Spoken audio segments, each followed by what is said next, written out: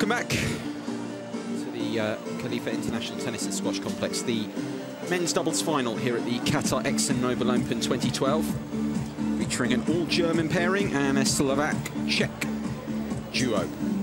Christopher Kass and Philipp Kohlschreiber, the German pairing up against Philipp Polasek and Lukas Rosol. There's the German duo. Both teams going to the middle for the coin toss to get things underway here. You guys know everything. We have the 5-minute warm-up. Cedric Murier, the chair umpire. Let's join in. And the challenge. I like the blue, white, and red. Very French. Oh, you're very French. Look this, I thought you were French. When you came in, I said, oh, he's French. Basically, you get the choice to head split, head split. I make sure he wins the toss. You see? That things.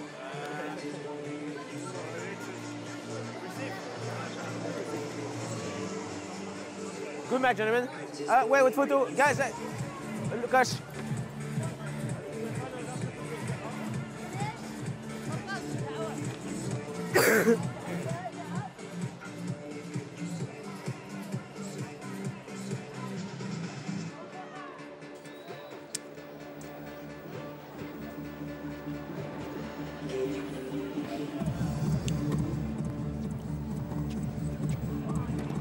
So the toss completes, and it is the men's doubles final here at the 2012 Qatar ExxonMobil Open, 20th birthday of this event. And a title match here to get our teeth into between this German duo of Kass and Kohlschreiber up against the Slovak-Czech pairing of Polasek and Rosol. It's Guy McCree in the commentary box here, Barry Cowan alongside me. Barry, I always think with these opportunities here, ATP World Tour doubles matches, there's points, prizes here. I mean, these guys as well, very experienced doubles players. Rosol maybe not so much as the other three, but the other three have got experience of winning titles as well. It's just always a good opportunity when you're in the title match to really make a mark. Yeah, and if you're someone like Kohlschreiber, where he lost early in the singles, played well, but to play a few doubles matches, get some confidence, and especially if you can win a title, nothing better than starting the year, whether it be singles or doubles, and he's got a good partner in Christopher Kass. Kass is playing this year with Santiago Gonzalez from Mexico, but I spoke to Kass's coach, Jan de Witt, earlier this week, and he was saying because he lives in Mexico, too difficult for him to come to Doha and then on to Australia, so they will team up down under the all-German partnership. Well, they're dangerous. Kass a good player, Kohlschreiber a very good player, a sweet timer of the ball and can volley as well.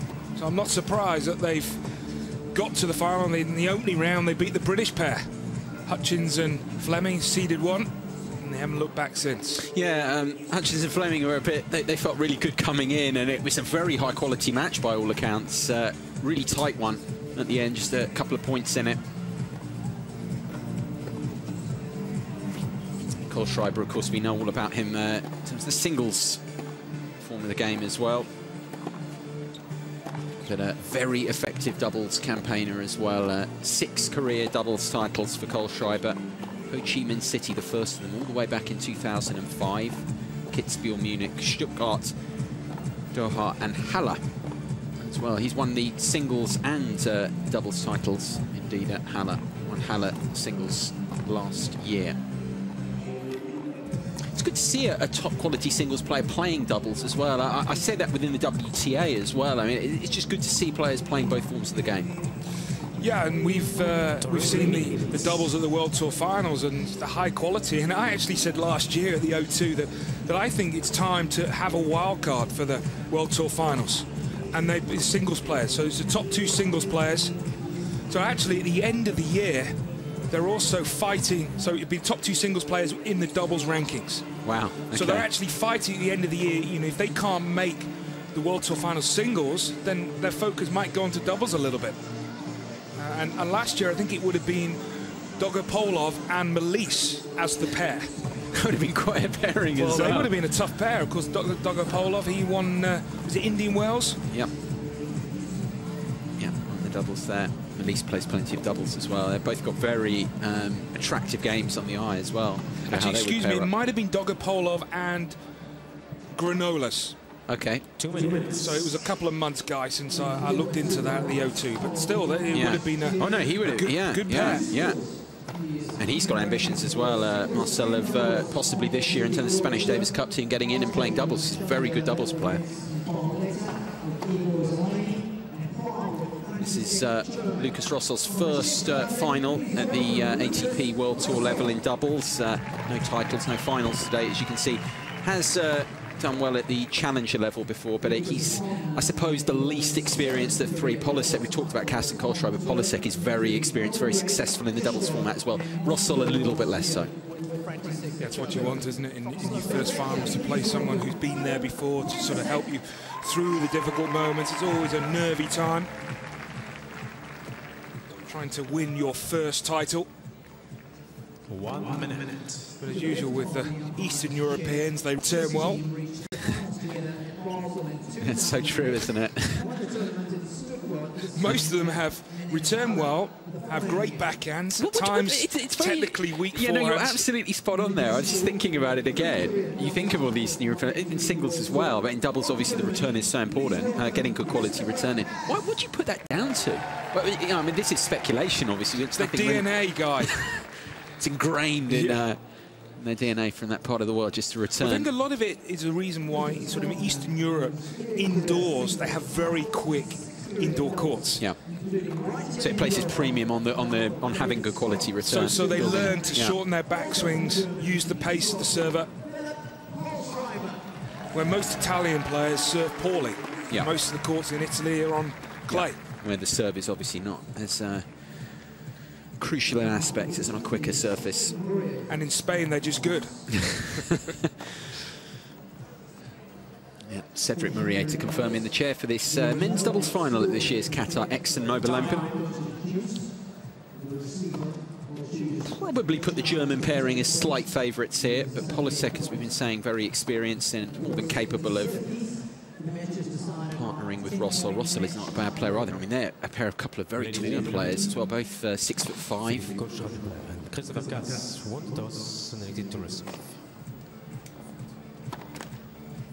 Philipp Kohlschreiber's partner. Been together for a very long time indeed.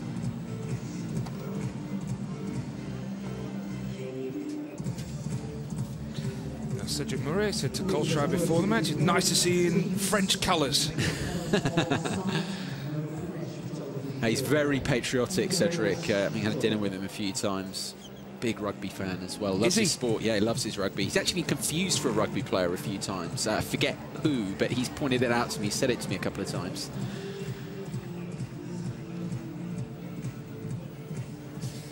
Well, at times I always confuse Cedric Murier with the former England cricketer Mike Gatting.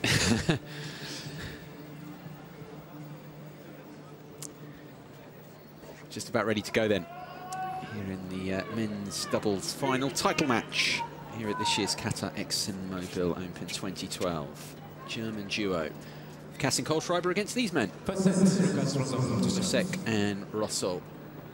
It'll be Rosol here to serve first. 15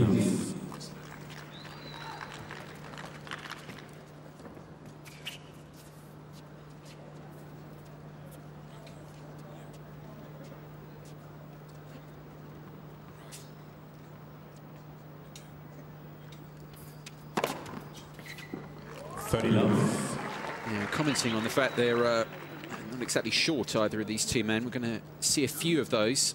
Sol has got a very decent serve, of course, following him in the singles game in his attempts to come up the rankings.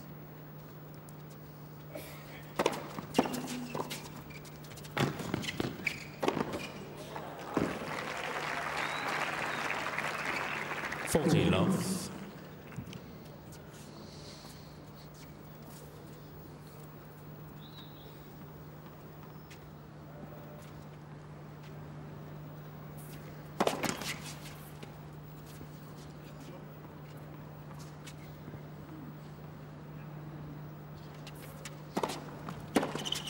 Oh, that is an awesome return from Kohlschreiber. 40-15. Like, and he can hit this shot time and time again. I mean, A wonderful ball striker.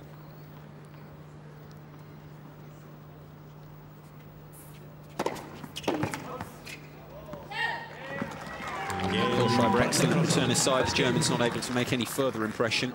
Rosol gets a fairly easy hold first up. No, we saw Kohlschreiber take a set off Nadal, playing pretty well. Had a good match, just fell away a little bit at crucial moments at the end of that one. Quality player. Well, so much of modern day doubles is serve and staying back. So I wonder how much Kohlschreiber will come forward. Probably, I would imagine, sort of 50%. Certainly stay back a lot more on the second serve. Will be the 28-year-old German for the first time here, love one. 15.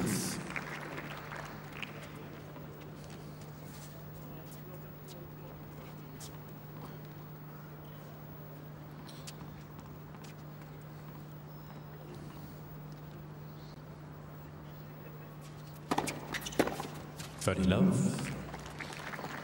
I always wonder what the doubles greats think of this modern day doubles player serve and staying back. Mark Woodford, who's here, or Fleming, McEnroe.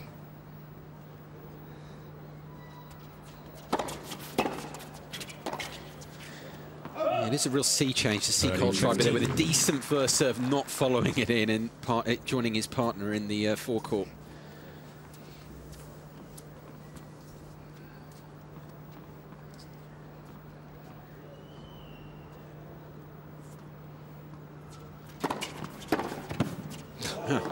Take evasive action, but it killed the return. Polasek. Oh. Stinging returns early on from both teams.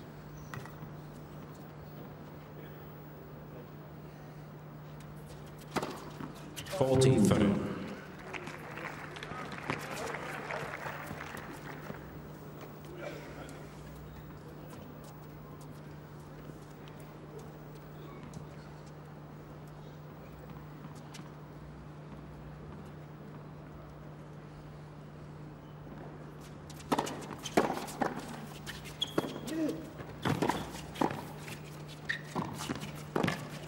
Super stuff from Kohlschreiber. Germans hold for the first time. He holds his own serve, and it is 1 each early on.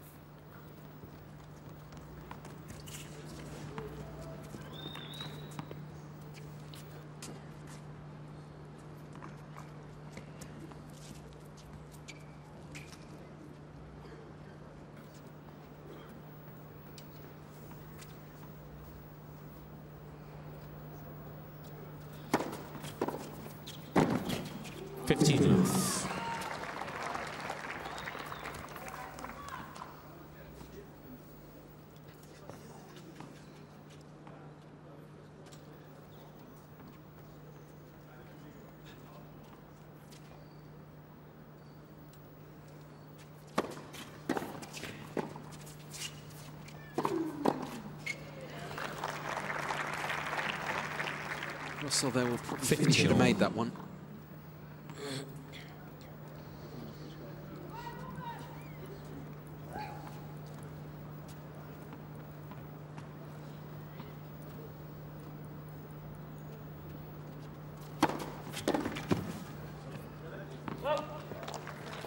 Kohlschreiber challenge to go on the right service line. First Hawkeye review. The German pairing questioning the legality of this one, and they were right to do so. Second serve.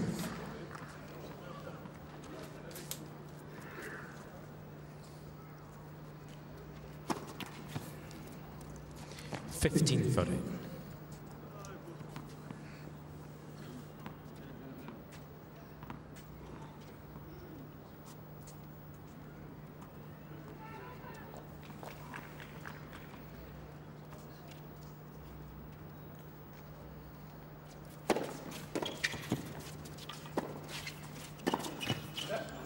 Chance that was. He got lucky with the return.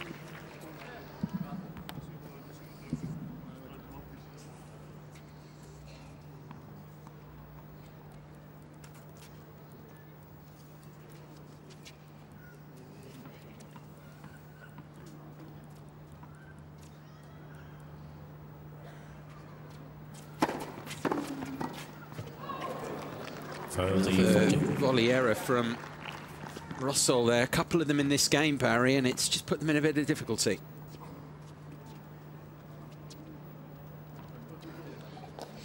Yeah, you've got to be alert at the net. The ball comes fast. First breakpoint chance of the match.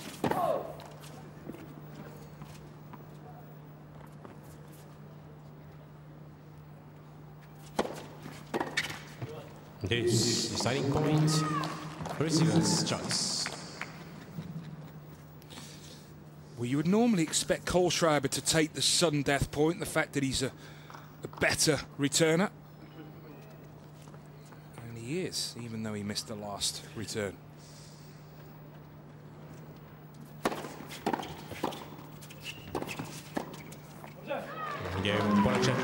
It's done. It's well done. They saved the break point. They by 2 games to 1. Come through and hold serve the Czech-Slovak pairing for a 2-1 lead here in the opening set.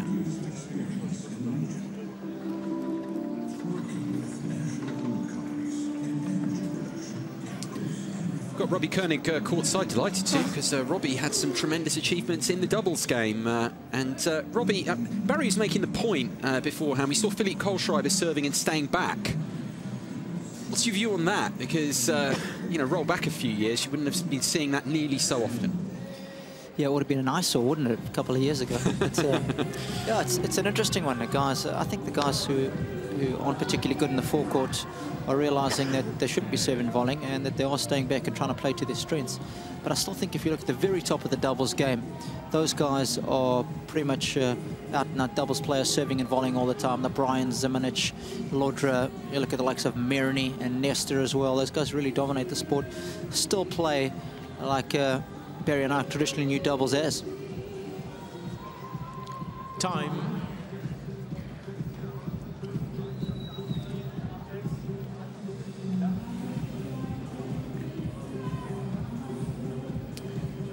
They're happy after what happened earlier on.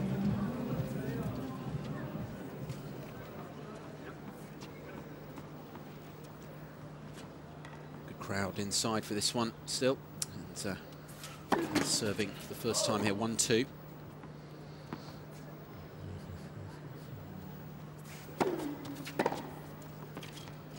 It's just another one to add to the quality returns we've seen even early on. So a fair few of them.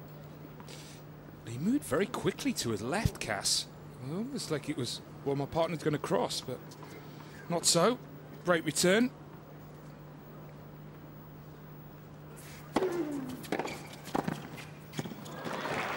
Wow. 15. Of course, with it being an Olympic year, there's difficult decisions for the Germans because Philipp Peschner, very good doubles player, has won a couple of Grand Slams with Jürgen Melzer, but he's Austrian, so they can't play together. So you would imagine it'd be one of these two to play with Peschner.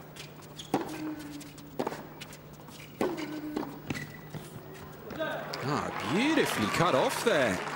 Polasek. 15-30. Yeah, don't overcommit. Don't give them the line. That's good movement.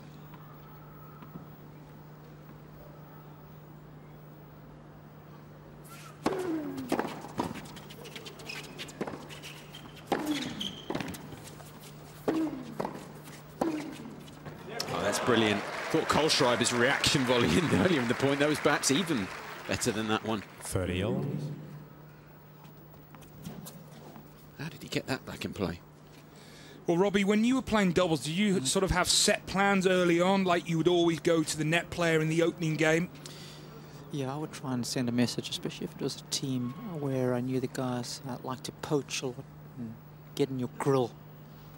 I wouldn't be scared to hit a couple of second serves up the line, kind of like Rosol would do here, maybe straight at Kohlschreiber.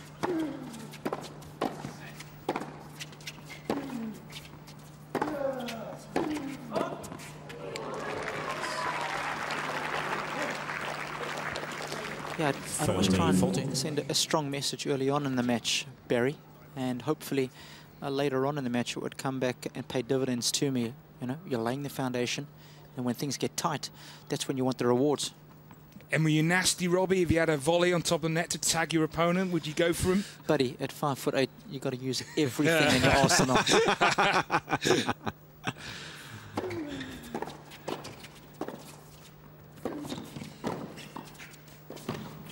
Thing is, I've heard Robbie Koenig make that same sort of point so many times, and it's still so amusing. Deciding point, receiver's choice. Deciding point here again, to reiterate, for those of you not familiar exactly with the scoring system here, we get to juice it. It's a deciding point. No add scoring.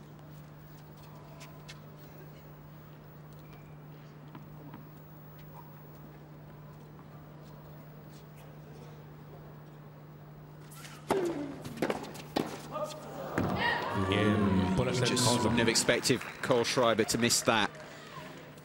Surrender their serve. Polasek and Rosol 3-1. That certainly looked like that return was going long. Yeah, you're 100% right. But, you know, he had been scared 2 points previously, and maybe he was taken a little unawares there, just on his heels, maybe expecting it to come to him. And both you and I know you can't volley when you're on your heels. You've always got to be going forward. 15. That's, I tell you what, all four guys serving pretty big. Slovak-Czech combination. They've got to have about 13.5 feet between them. Big boys these days, Barry. That's the thing that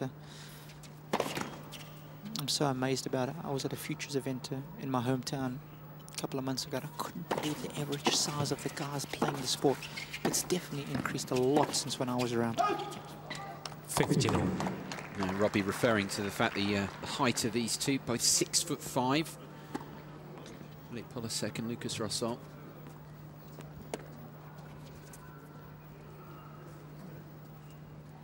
And of course, the big thing about these guys in this day and age is how well they move. We saw a good example of Garcia-Lopez in the previous match, and I got to watch Lukas Rosol play a little bit this week. Moves really well for a big guy. Yeah, he was impressive in his singles. And that wasn't the case. I remember the bigger guys, the taller guys weren't as agile, they didn't move as well. They were all good ball strikers, yes. But I think that's the big difference in the modern game.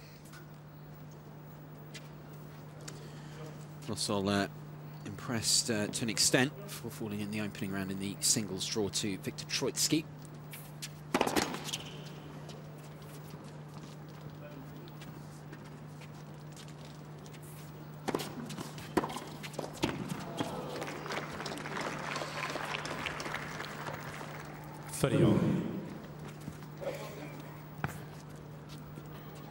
He hasn't lacked in quality on the returns, Kohlschreiber. He needs his partner to help him out a bit more to get this break back.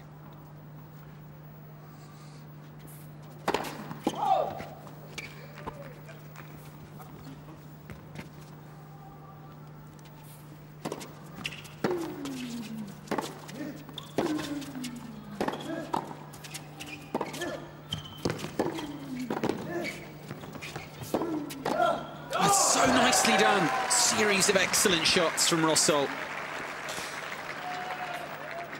Yeah, I think it's definitely the case, Guy, that Kohlschreiber's a very good player, but he's not a great doubles player, and he's kind of bringing his singles knowledge onto the doubles court. Just caught in no man's land a bit.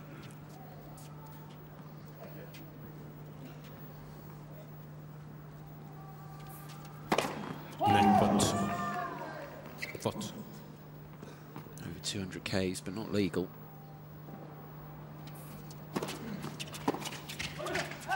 Yeah, the less experience of two pairings on display here. They're not showing it right now. Polasek and Rosol, 4-1.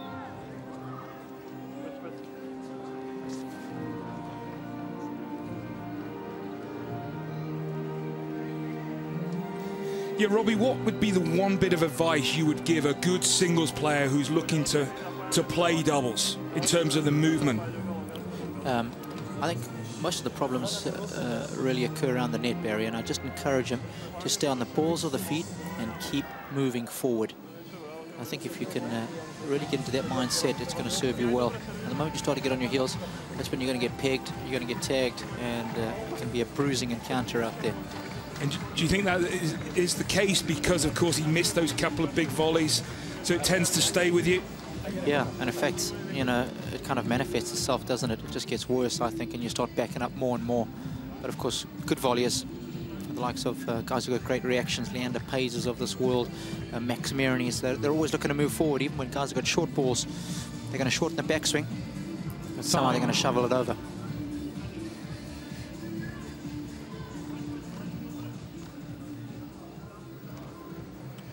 Yeah, suggesting Polasek and Rosol are not the less experienced of the two pairings here, but they are covering themselves really well here right now. 4-1.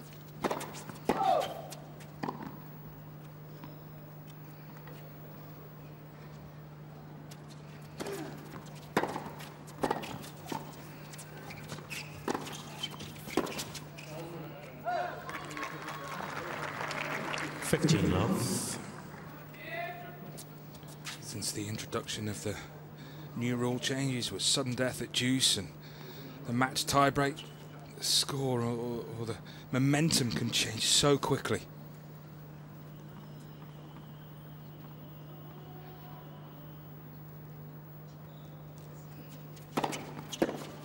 Body love.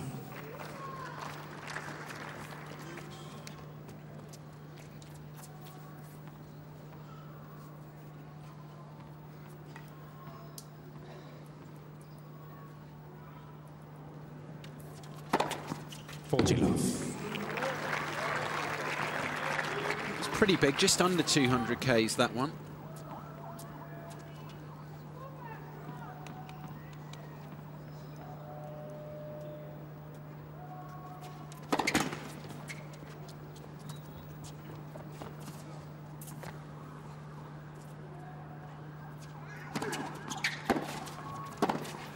I mean, we've said it before with Kohlschreiber in the singles format. I mean, the serve there again, an excellent shot to finish off the game there. Does everything well, including the serve. I mean, everything is very decent. The way he hits the ball, he's top 15. But other aspects is you're required to be a top 15 player. Going beyond just, you know, merely how you hit the ball.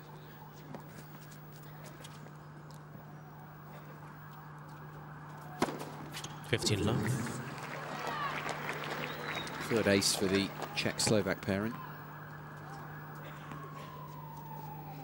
They've been good on first serve. Only lost 2 points, 9 out of 11. So key to being successful in doubles is how you do on that first serve. Also important to have a high percentage of first serves in. 30 love. Just going back to your point, I mean, you were mentioning all the rule changes that we've had in recent times. I suppose the point is to try and get doubles to become more attractive to more people. And to the singles players too. What do you think those rule changes have been successful? If you look specifically at the change away from no ads, scoring the championship tiebreak as well, the match tiebreak. Maybe we can bring Robbie in here as well, you know, get both your views on that. Obviously, those are, you know, pretty radical changes when they brought them in. Do you think they've been successful? Yes and no. I think it's allowed singles players to play when they want to, like a Kohlschreiber this week. But I'm worried about the long-term future of doubles. You look at all the great players. They're the same great players that there were 10, 15 years ago. That's nicely done. Yeah, I think that's a fair comment. We always want to get the big boys involved. Of course, back in the 60s and 70s, the guys played everything, singles and doubles, Lavers of the world. You know, John Newcomb's, Rosol. And I think that's what the tour has tried to encourage with the top singles players. You know, Indian Wells every year, we get the top boys playing. Fed played a little bit last year. I would actually like to see introduction that the singles players maybe have to commit to 4 doubles events a year. A little bit ITF junior rank, like, isn't it? Getting towards that. And I actually interviewed the doubles players before the O2, and I can't remember who it was, but one of the doubles players in the final 8 said that he thinks that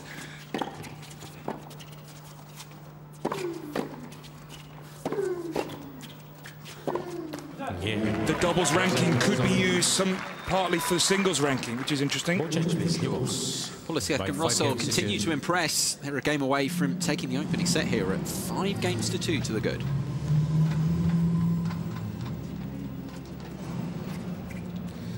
So the only way that would work would be probably a percentage. Maybe 10% or 15%. Well, no, that's why I suggest the ITF Junior ranking, because it's a combined rank and it does give credence, gives weight, not complete weight. It still emphasises the singles rank, but there is, it's why you get the juniors playing doubles events, you know, because they really place an emphasis on it. It can, in the race for, say, year-end #1, ITF Junior World Champion, it's a massive, it can be a deciding factor how they do in their doubles results. Because it's a long-term future of the sport in singles as well. I mean, you don't want volleying to be a dying art. Yeah. And because a lot of singles players don't play doubles really, and when they do play, they don't, as we've seen already with Kohlschreiber, they don't play the conventional way.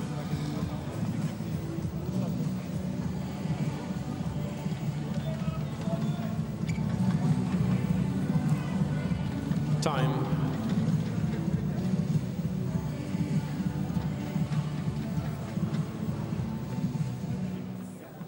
Perhaps closing in on the opening set here, the Czech-Slovak duo of Polasek and Rosol. Work for Cass and Kohlschreiber to do here. New balls for Christopher Cass, serving at 2-5.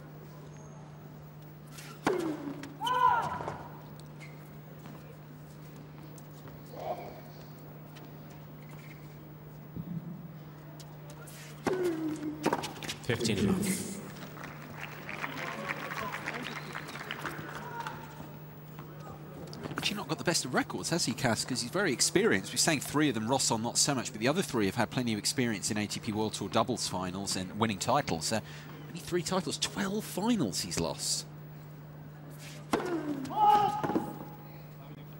With that stat, I'll ask you the question, would you rather be in Cass or would you rather be in Rosol? Oh, it's a very good question. Who's never played one.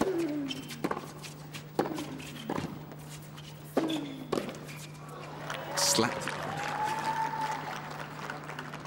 Is it better to have no experience or some experience but some bad experiences?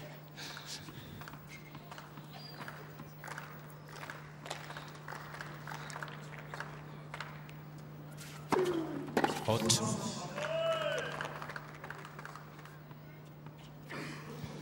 What about you, Robbie? I was hoping you wouldn't ask me, but there's a little bit of static down here. I'm not sure I can hear you too well. I think I prefer no experience. It's a great question. It took me a while to win my first doubles title. I think 4 or 5 finals before I managed to get over the line.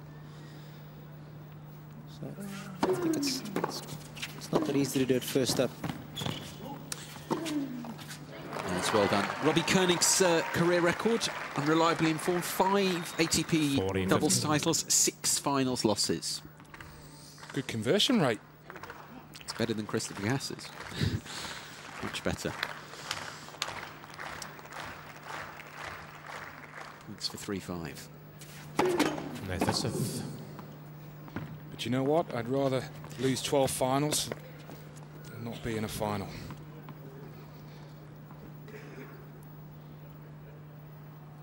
I am going to answer that question, Barry. I'll probably have to go on the other side of the fence to you on that one. I'll probably go with someone who's been there before, even though the experiences haven't been what they would have desired. So somebody like Christopher Cass, who's played in a couple of finals. Because I think eventually you get to the stage where you're just sick and tired of losing these darn things, and you want to win one. So I think initially you might be nervous, but then it gets a little annoying. Serving for the opening set here. Rosol, 5-3. Got a little good debate going here between Barry Kann and Robbie Koenig. Barry's musing beside me, waiting for his next, utter his next point. Well, just wait for the answer at the end of the match. Got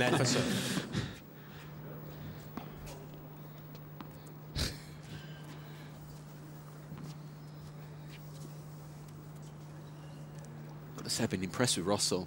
A couple of volley errors aside, he's been pretty solid through this opening set so far.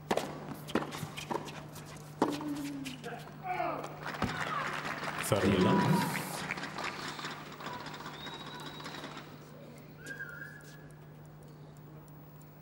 Yeah, they've combined really well. Polasek, Rosol, very few errors. 40 love. Of course, he's got that. And just skip through.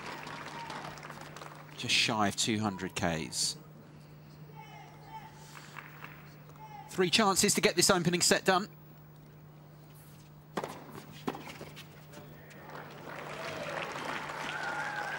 $40-15.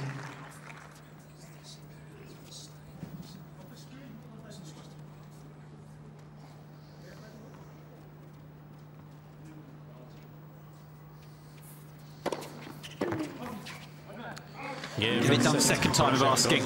So I said it's gone the way of Philipp Polasek and Lukas Rosol here in Doha. 6 games to 3 they've taken it.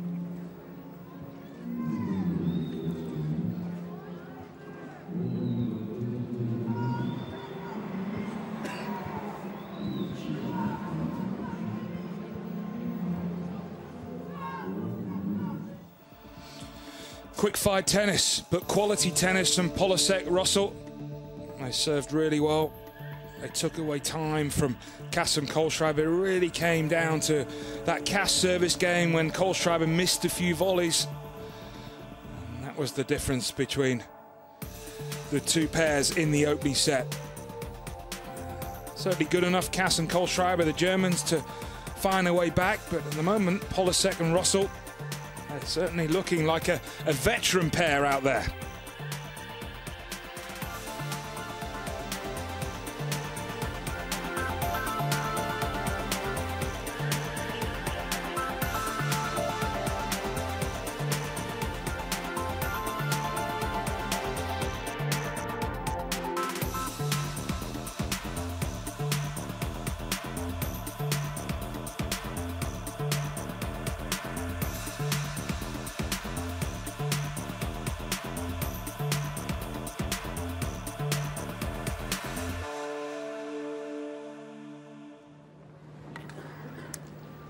Opening set's gone here then. Just 29 minutes. 15 love. 27 minutes, in fact, now approaching the half-round mark. Quick fire, as modern doubles is, as it should be.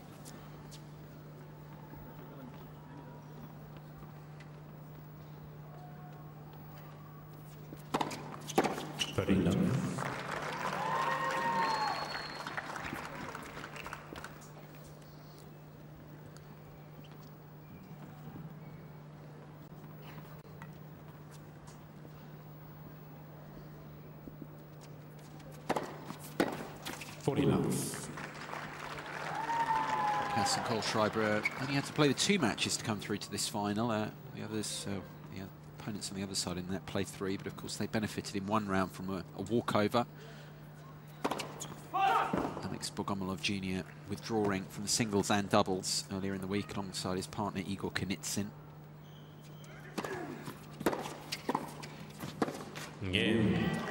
It's a very comfortable hole for Kohlschreiber. First game, second set. A good start to the second set. Get your first serves in.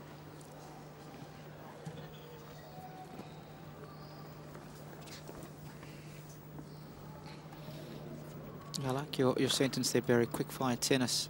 That's certainly what it's all about. I mean, it's big serving, big returning. Whereas, you know, certainly when I was playing, it was get the first serve and hit the first volley deep. Then you're thinking about a 3 or 4 point rally unfolding. But it's certainly not the case with modern doubles. These guys hit the ball so hard. They're going for broke all the time. And it's such small margins when you play like it. And that's why break points in this format are so important if you can convert well. 30 love. Would you have liked to play the sudden death and match tie-break, Robbie? I think I played maybe 1 or 2 years with it, Barry, and I didn't like it at all. I needed all the opportunities I could possibly get to hold serve.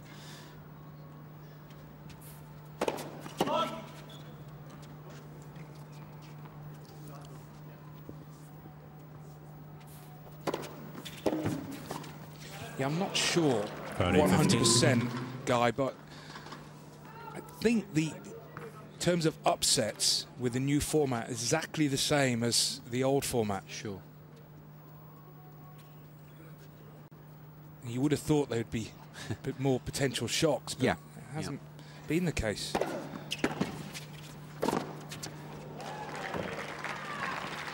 $40-15. And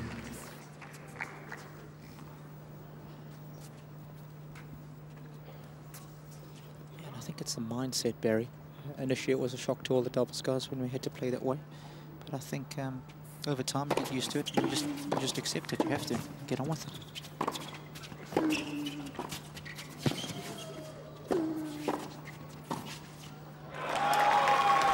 Raising their game there, the Germans, staying interested in this game.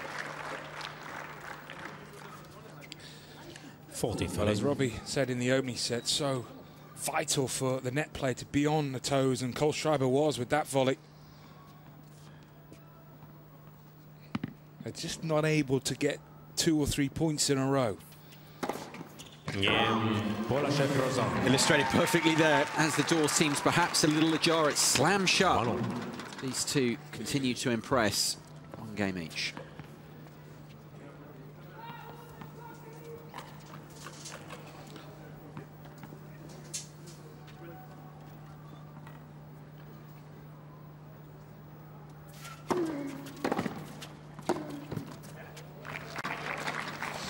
A dangerous pair.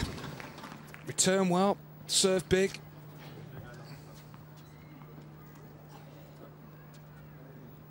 Do you think they've got the potential of a long-term pairing? Appears so on this performance.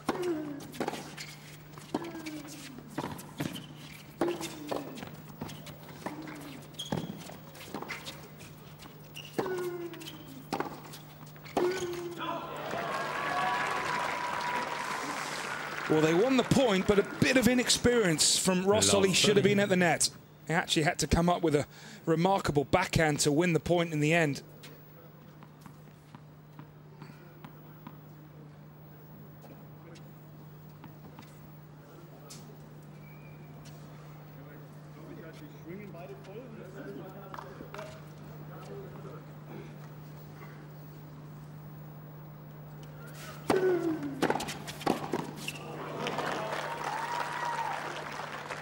$15-30.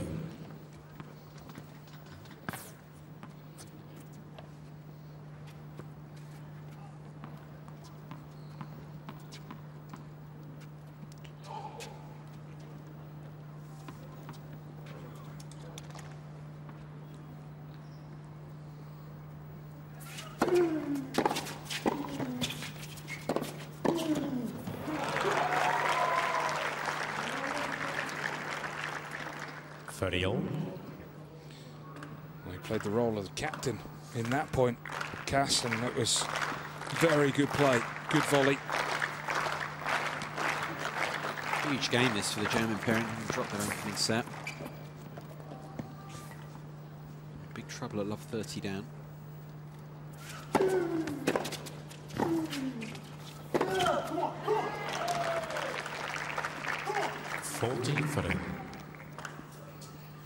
Cass and Kohlschreiber, both big Bayern Munich fans. Just looking across to the VIP main box. Bayern Munich players were here earlier, not any longer.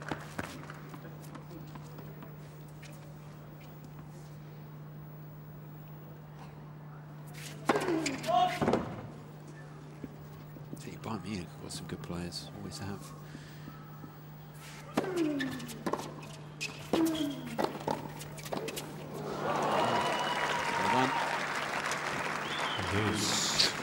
Deciding point. Deciding point. Some reaction the first time. We've seen Kohlschreiber do it a couple of times, just pull off these brilliant reaction volleys.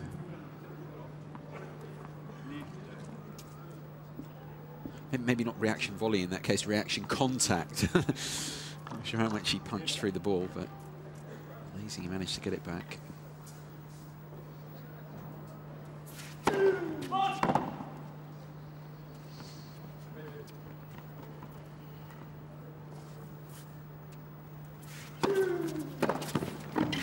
Yeah, they do get the break. take that deciding point, and they've got a grip on this doubles final now. The Czech-Slovak pairing, Polasek and Rosol, set in a breakup.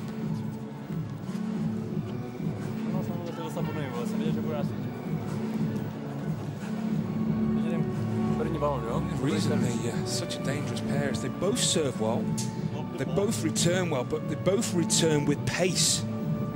So you always feel like you're under pressure.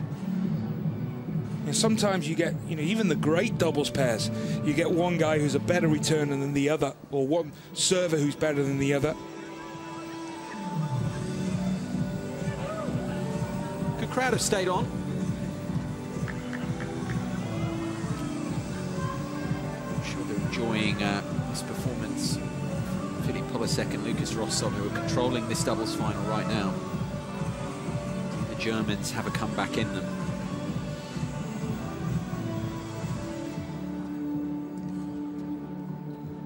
They're on the big screen. Surely they can see they're on TV.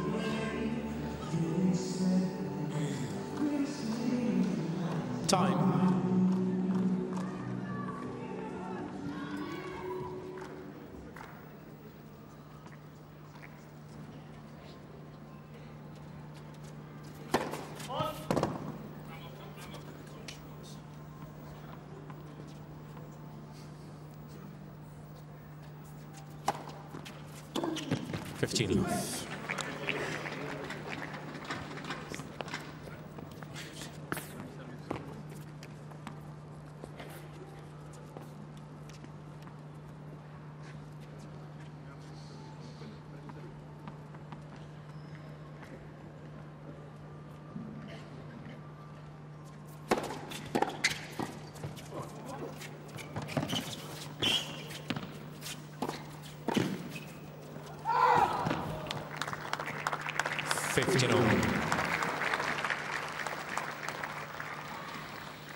Well, sitting next to me, a 17-time major winner, Mark Woodford, knows the doubles game better than anyone else. And Barry asked me an interesting question a little earlier, Mark, and it was regarding Lukas Rosol, who's never been in a final before.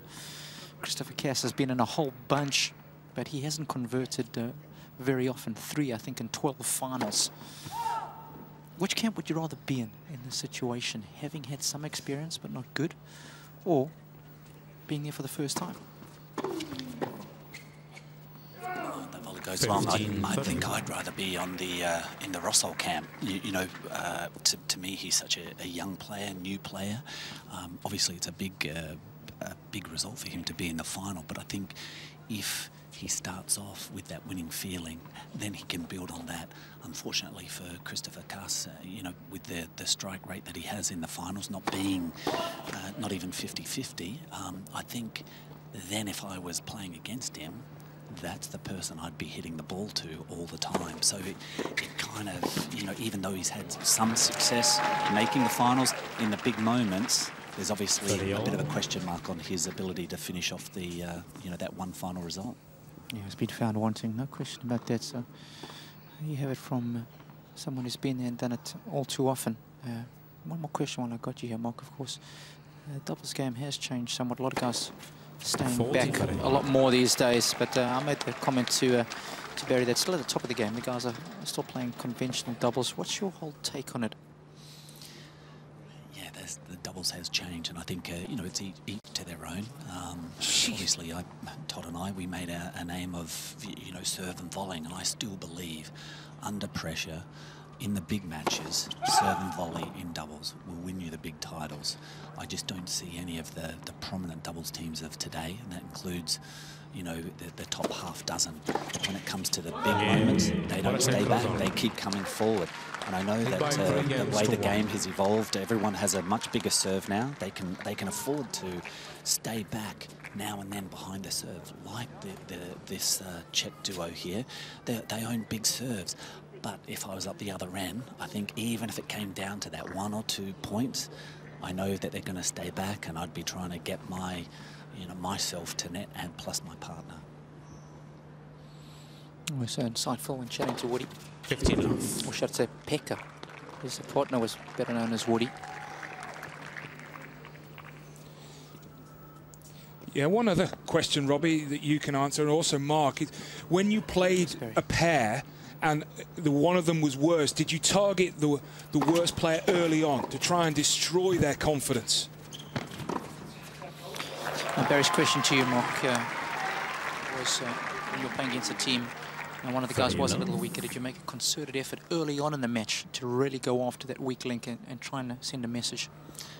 Certainly in the finals of a tournament, we always felt that, you know, once you reach the final, all the hard work's been done. You know, it was really the final about coming out, being relaxed and trying to pinpoint the weaknesses of your opposition. So, yes, if they had a certain shot that they weren't happy with, and, you know, don't want to put the Czech guys down here, but, you know, they both got very good serves, but their forehands are a little unconventional. They're the shots that would break down. So I think I'd be certainly directing it to the forehands there.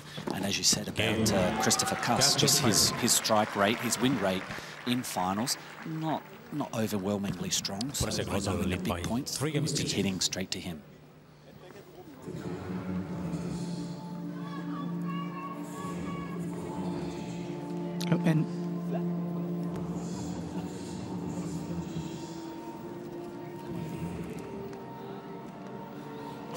And I just want to follow up on what you said there when you were chatting to me.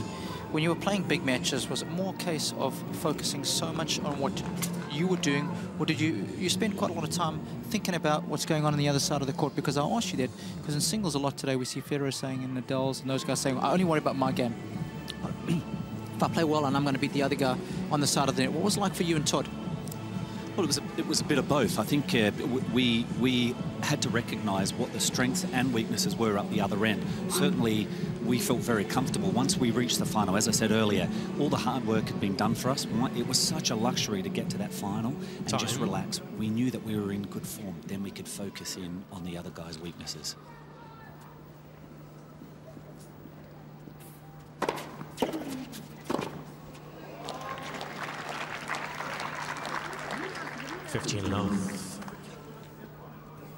Very interesting thoughts there from 17-time Grand Slam doubles champion Mark Woodford speaking to Robbie Koenig.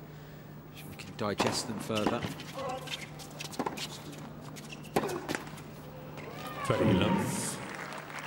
It's fascinating how certain players approach matches. I know that someone like Andy Murray, he likes to try and break down the strength, because he feels if he breaks down the strength early on, then he's got in their head. But there'll be other players, you know, like Mark, who will target the weakness.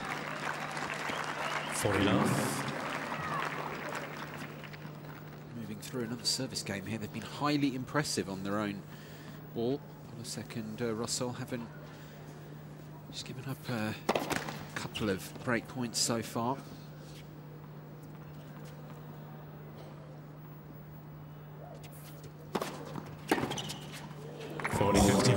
Back of the line with that one. It didn't mean anything, but it was still very, very good shot.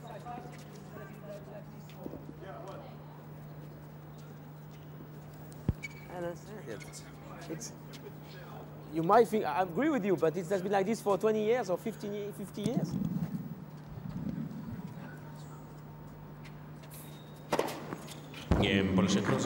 Big bomb, just over 200 Ks, that one. First time we've seen that. Extend their lead to a set and 4-2. With no sign at the moment they're going to blink. Just those couple of break points early on in the match for the Germans. Just the couple of breaks of serve in the contest so far. Polasek and Rosol.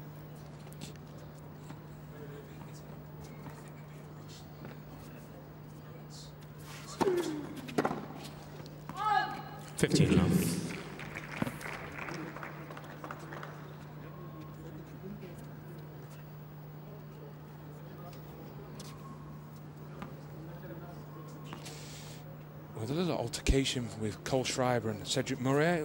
Robbie, was it the fact that do they think, or does Kohlschreiber think their opponents are serving too quickly in between points? No, I don't think so, Barry. I think it was something to do, I'm not 100% sure, with Cedric calling out when the ball was in fact in. That's what it sounded like, something in and out. I didn't quite get the gist of the conversation, but it wasn't about the opponents, if that's what you're asking specifically.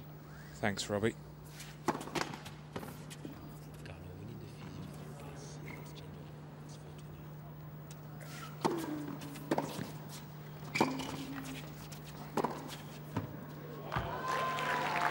Glorious shot. 30-15.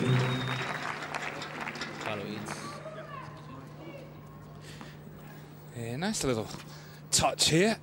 Take the pace off, use the angle.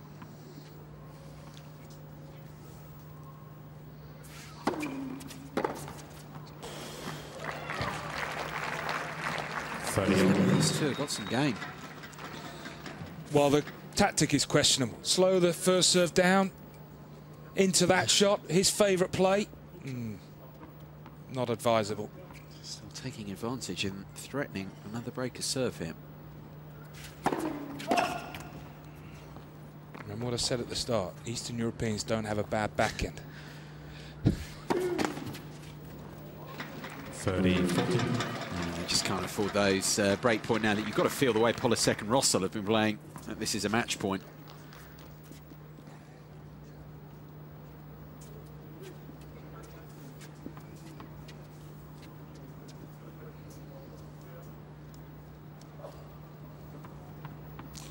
And it's Cass who's lost his 2 service games.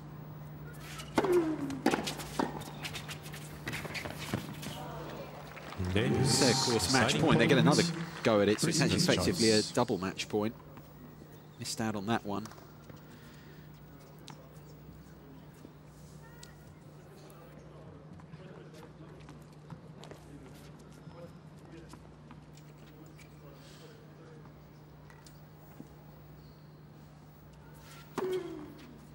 Game.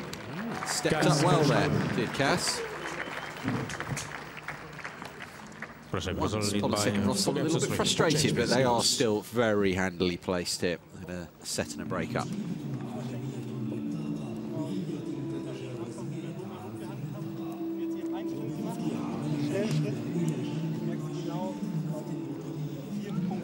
Wir haben immer gedacht, das ist die Statik und das war ja gut, aber es ist genau hier drauf und jetzt ist beim Aufschlag Katastrophe.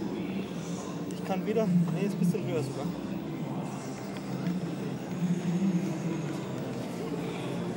Ja, da sind wir in der Nähe. Und dann geht es wahrscheinlich hier runter. Warte, lass mich mal nicht draufstehen.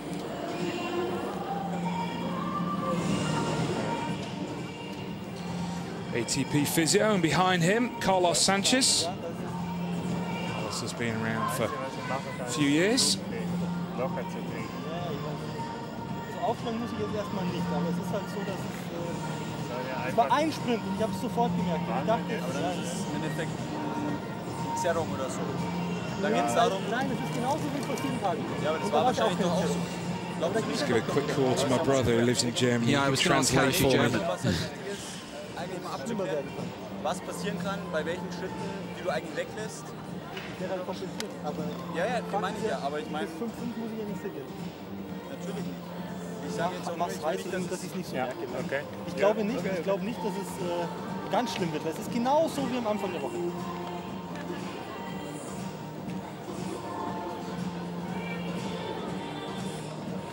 But yeah, you go, but you come back before you finish, huh? Okay, it's fine then. Du merkst es, das ist hart.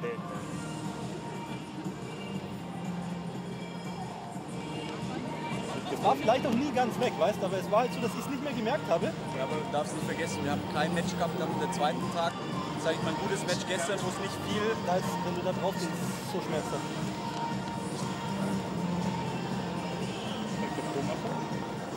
It's just With an injury timeout, Robbie, do you think this should be allowed? I tell you what, I'll give you my answer, and then I'm going to ask Mark as well. I'm not a big fan of it at all. I think part of the sport is being able to sustain fitness throughout the course of a match. Mark, the question was exactly that. Do you think injury timeout should be allowed?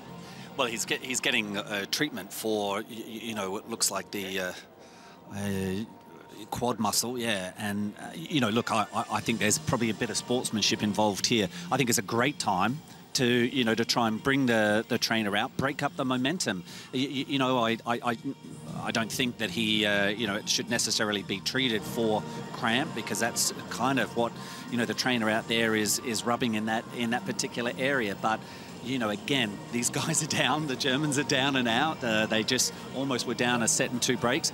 This is the perfect time for them to kind of, you know, dig their heels in right here.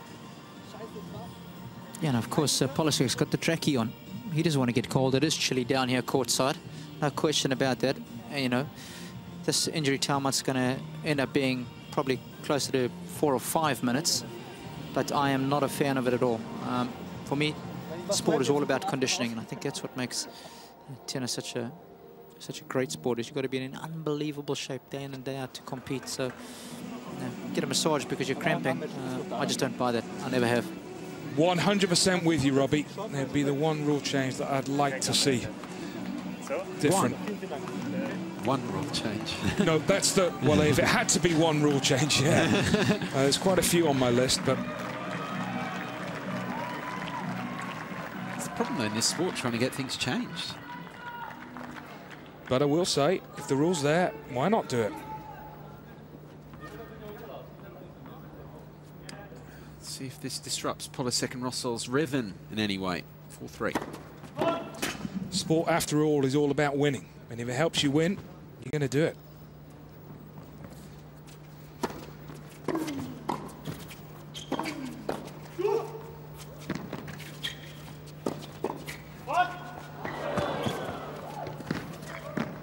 That's a pretty good point. One of the best of the match. Beautiful hands from both pairings there. 15.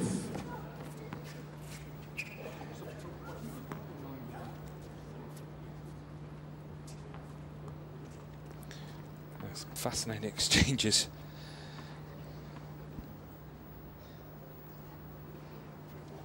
It's nice to see them around the net like that as well. Showing off another side to the game.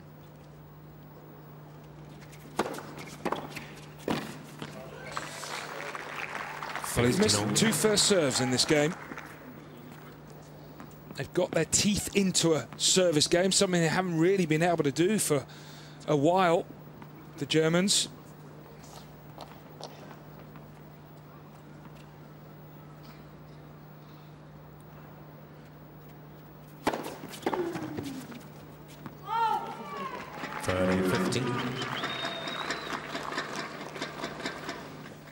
Regularly around 200 Ks. That one clocked at 199. Been up and above that as well. Wonderful weapon to have when it gets a little bit tight.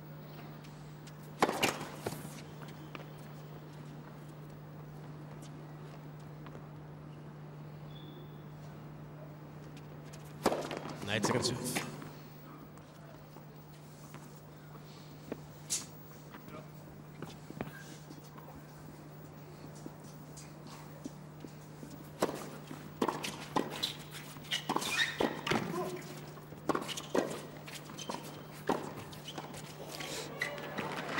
Brilliantly done, particularly from Rosol.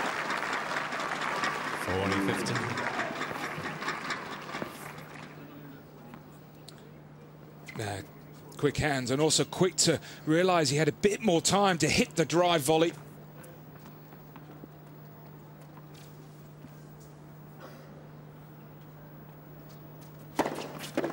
There's that big bomb again. That one over 200. Game away now from the title.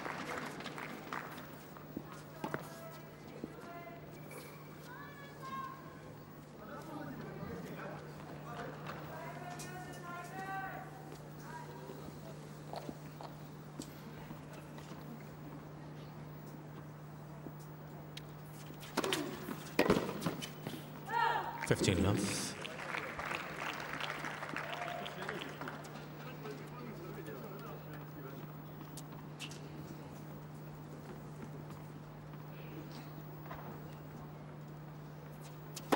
Nice serve.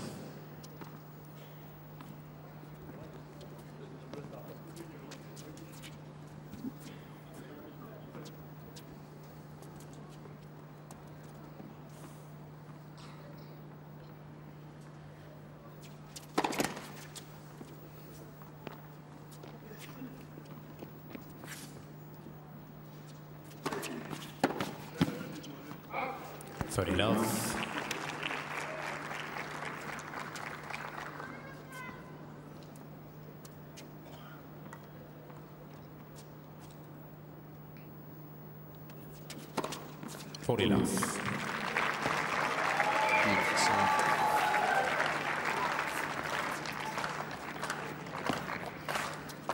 Parked away.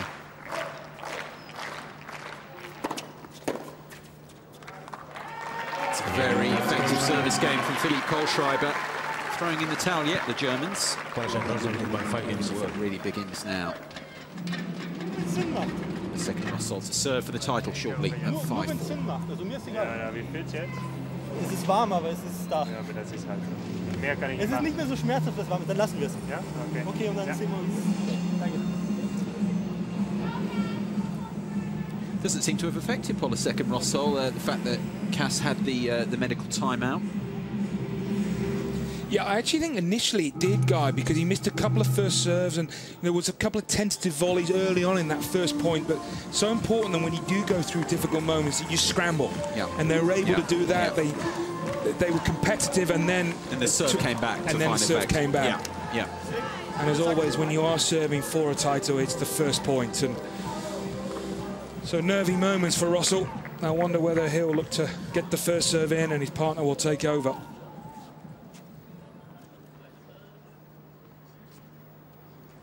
Serving for the title. 15.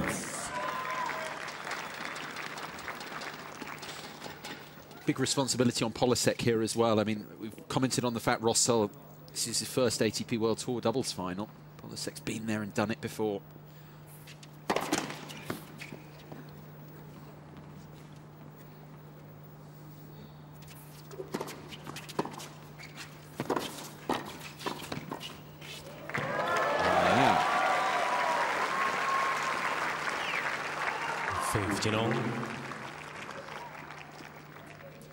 They're good reactions. And one of the few doubles matches that I've seen in the last few years where we haven't seen an I formation yet.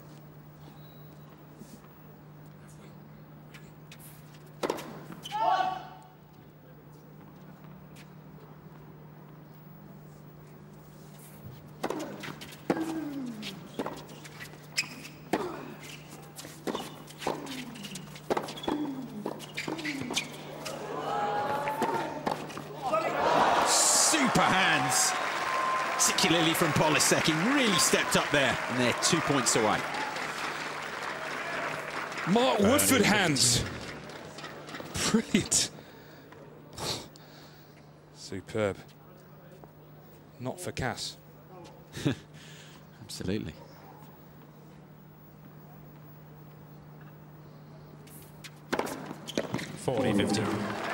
Please, there an I formation for you, Barry?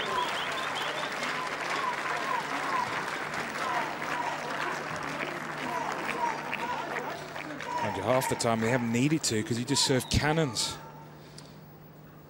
Championship point.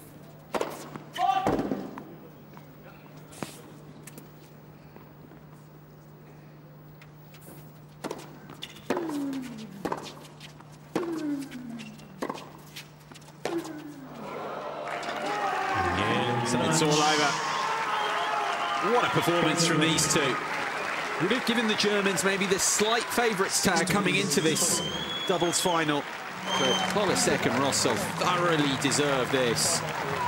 An hour. And it's taken them here to beat Cass and Kohlschreiber. Cass's, well, lamentable finals record takes another dent. Polasek really played well, his senior partner. And Rosol was impressed with personally, Barry, there. Really stepped up in his first ATP World Tour doubles final, and he's got his first title now as well because they've won it 3 and 4. Yeah, as for the Germans,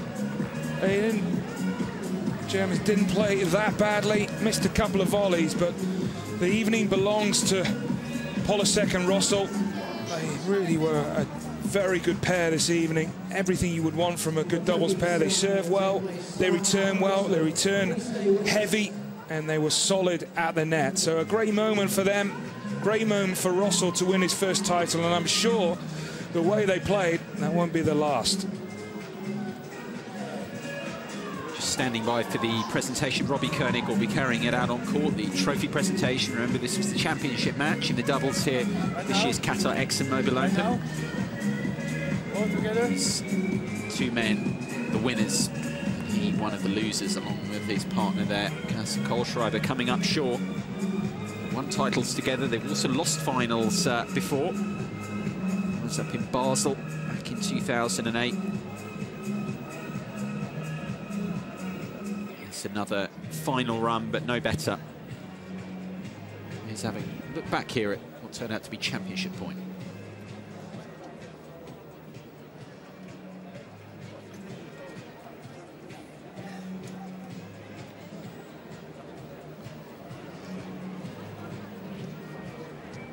Relief when that goes long.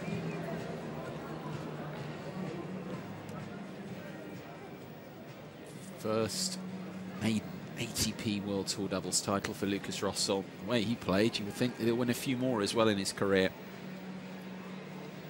26 years old, the Czech.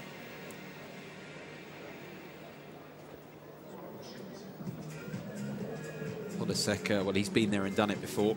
7 doubles titles now, make that 8.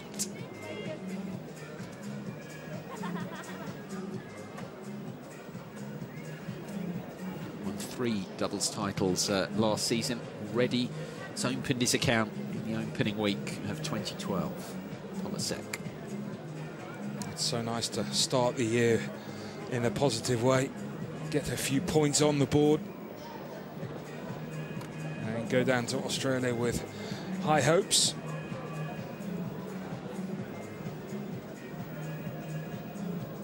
Standing by for the trophy presentation, a couple of interviews, as you can see, being carried out. Still on court, but everything's set up. We should be able to cross to Robbie Koenig very shortly.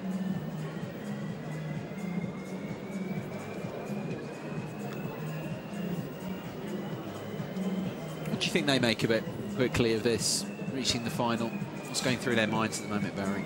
Good week. Didn't play their best, missed a couple of volleys, but they didn't play a bad match. And sometimes, you know, in doubles, it's, as we talked about, it's quick fight. Just the better pair. Let's join Robbie Koenig now, who carry out the trophy presentation here. Kde ste, v akom hoteli? Ako sa vám páči v Dohe? Super, no. Žijeme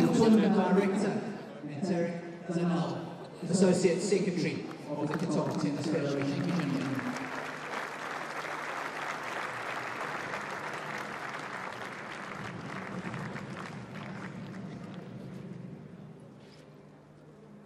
I would like to call forward the chair umpire for this match, Cedric Maurier.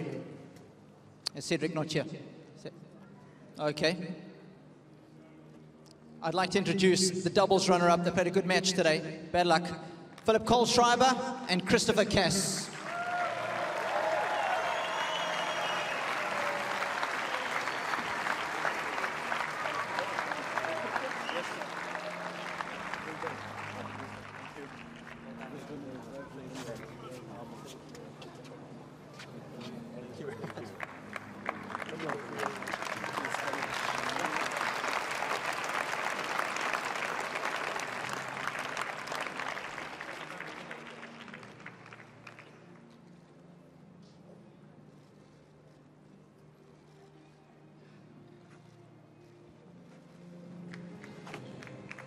Thank you very much. And the doubles champions, the rookie, Lukas Rosol, and of course, Philipp Polasek.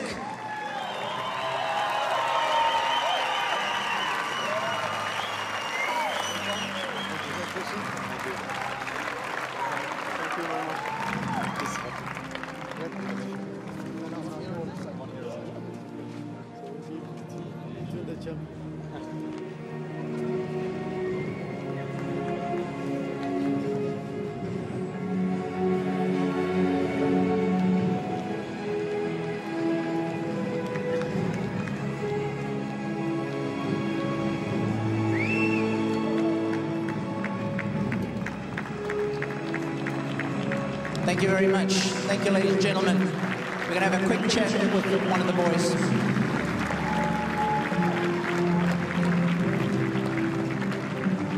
Lukas, a quick word with you. And Philip, you look like a guy who's played in so many finals. The first final, you get your win. Yeah, well, I'm pretty happy for this final, and we play amazing. We play good tennis this week, and I hope Philip gonna find another week for me, and we can play another tournament. Well, you look like a real pro out there, like you've done it very often. I think we're going to see a lot more of you in the winner's circle in 2012. Philip, you've won a bunch already, number 8. Always nice to win a big one like this. Yeah, I mean, it's always nice. This is a big tournament. I mean, big names in the singles and doubles draw. And I am so happy to start the season with the winning titles and looking forward. Very clean match. You guys deserve your victory. Well done. Ladies and gentlemen, the winners.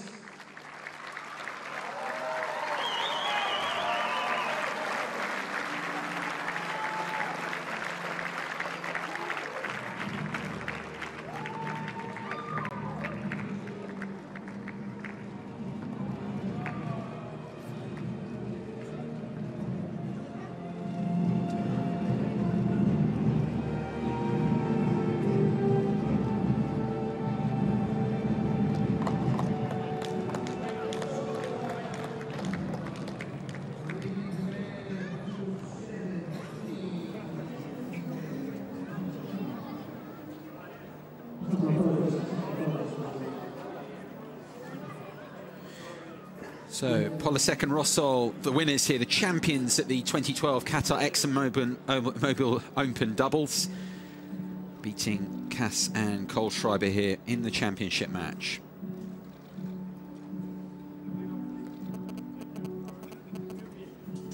Pictures you'll see throughout the world's media, I'm sure. Big title this for the Czech-Slovak pairing, champions here in Doha.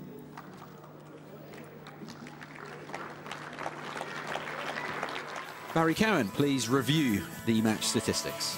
Well, it took them an hour to win their first title together, and I'm sure, as Polasek said, they'd like to play together again. Rosol will be getting on the phone to Polasek, but it really was an excellent performance. They served well, they served heavy, they returned well.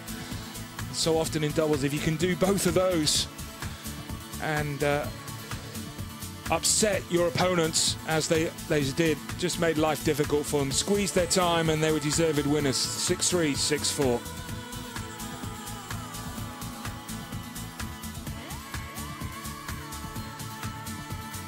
That's about it for now from here at the Qatar International Tennis and Squash Complex. So from myself, Guy McCree, Barry Cowan, and also Jason Goodall and Robbie Koenig, it's a very goodbye for now.